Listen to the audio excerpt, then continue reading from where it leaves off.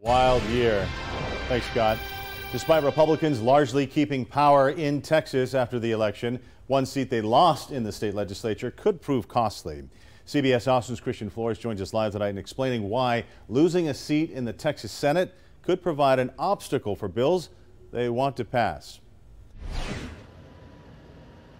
Before Tuesday, Texas Senate Republicans did not need any cooperation from their Democratic counterparts in order to get bills on the floor to discuss and vote on because they had that supermajority. Well, they lost that supermajority on election night. I spoke with Austin Mayor Steve Adler as well as Progress Texas. They say this is a big win for them because it could serve as an obstacle for state lawmakers trying to pass bills that could be potentially harmful for them.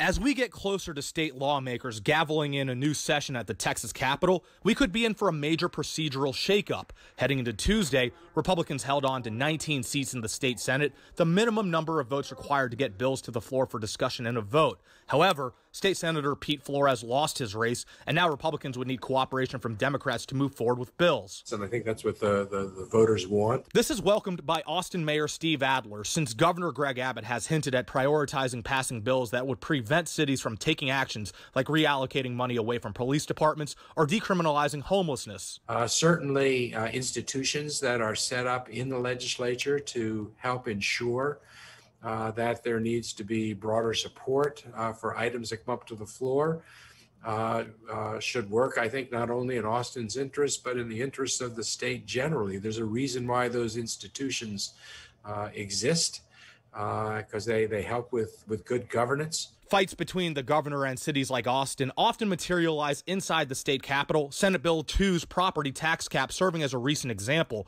But it's not just local governments paying attention to the fallout from Senate Republicans losing their supermajority. Advocacy groups like Progress Texas are hoping this prevents a repeat of last session when lawmakers passed a bill that banned the use of tax dollars on services like Planned Parenthood. Republicans are going to have to make more of an effort to work across the aisle with their fellow Democrats and avoid legislation that's hostile to our rights, legislation that's targeting abortion rights, LGBTQ rights, voting rights, and things that we've seen in the past. But Adler and Progress Texas are holding their breath. In January, Lieutenant Governor Dan Patrick said he was thinking about dropping the requirement to get bills on the Senate floor from 19 to 16, a simple majority. In 2015, he took a similar action when he dropped the minimum from 21 to 19. Whether they changed the rules or not, I think that the voters showed us that what they're wanting is for our legislators to reach across the aisle and really work with the other party. I think there are reasons why those moderating influences are present in the state legislature.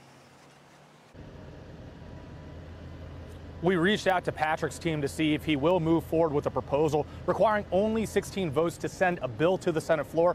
We've not yet heard back. Reporting live from the Texas Capitol, Christian Flores, CBS Austin News.